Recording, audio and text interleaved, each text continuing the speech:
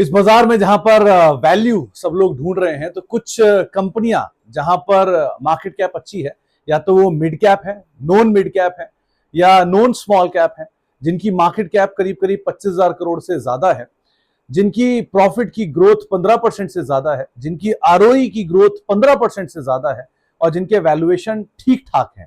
कुछ नाम आपके सामने रखता हूं और सब क्वालिटी नेम है, तो उस हिसाब से आप देखिएगा। यूनाइटेड स्पिरिट्स करीब करीब 20% की प्रॉफिट ग्रोथ 5 साल की औसत, और 19 का आरओई इसका 5 साल का एवरेज है। ठीक ठाक वैल्यूएशन में भी है।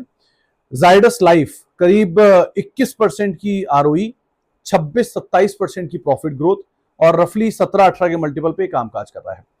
परसिस्टेंट सिस्टम हालांकि वैल्यूएशन वाइज महंगा दिखेगा, लेकिन आरओई करीब करीब 23% की, 33% की प्रॉफिट ग्रोथ यहां पर देखने को मिली है। इसके अलावा Uno Minda auto ancillary company करीब 16% की इसमें आरओई और 41% के आसपास की प्रॉफिट ग्रोथ। हालांकि वैल्यूएशन वाइज थोड़ा महंगा दिखेगा, लेकिन अच्छी प्रॉफिट ग्रोथ यहां पर दिख रही है।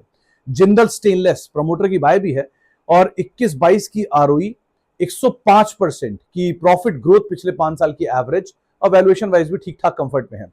पीआई इंडस्ट्रीज करीब करीब 18% की आरओई, 29 से 30 का प्रॉफिट ग्रोथ, और करीब करीब 32 के मल्टीपल पे स्टॉक कामकाज कर रहा है। अपार इंडस्ट्री 22 से 23% के आसपास की इसकी आरओई, 44% की प्रॉफिट ग्रोथ, और 40-41 के मल्टीपल पे कामकाज कर रहा है। ठीक ठाक ये भी साइड पे दिख रहा है प्रॉफिट ग्रोथ के मद्देनजर।